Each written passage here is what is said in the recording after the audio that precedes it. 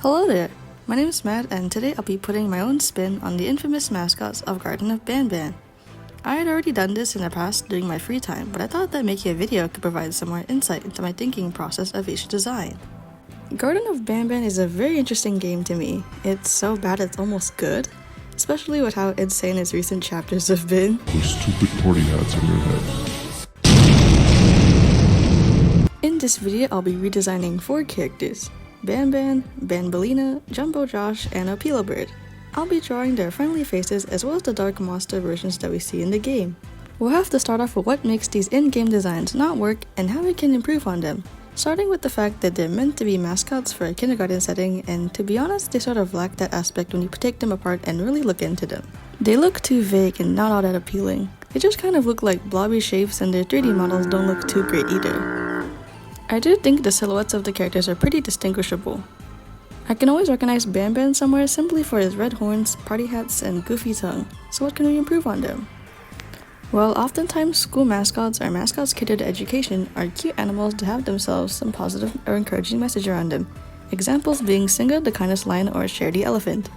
Though BanBan designs made me think more of those monster characters for Class Dojo, and some ugly dolls, so this is what we'll work with.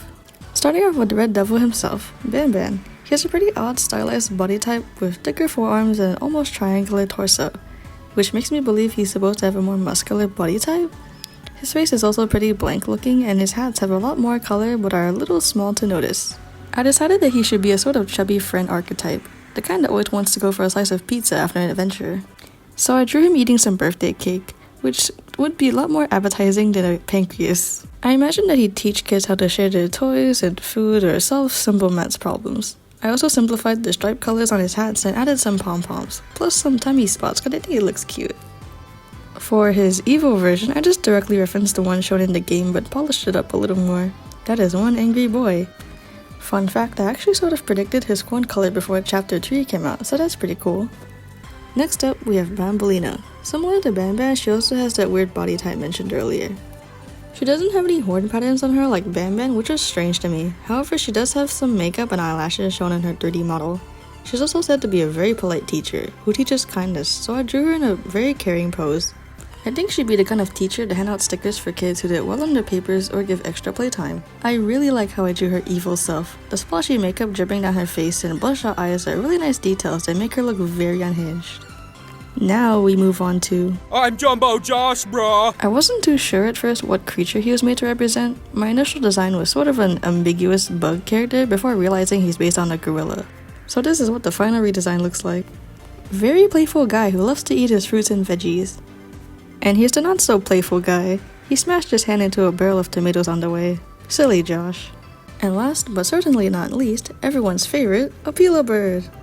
She's mentioned to be part flamingo in her file thingy, but looks more like a chicken to be honest. I changed up her body like a little clay figure and gave her dot eyes as a simple feature to show that she's more animalistic/simple than the others, if that makes sense.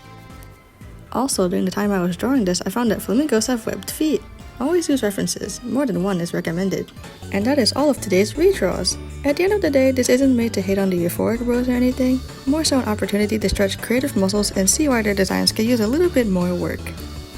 I hope you enjoyed watching to the end. This is my first formal video of me talking and I always wanted to try this sort of thing out. It's a little simple, but I didn't want to stress too hard on anything. If you have any feedback to give or suggestions for other videos, please let me know in the comments. Thank you and have a good day!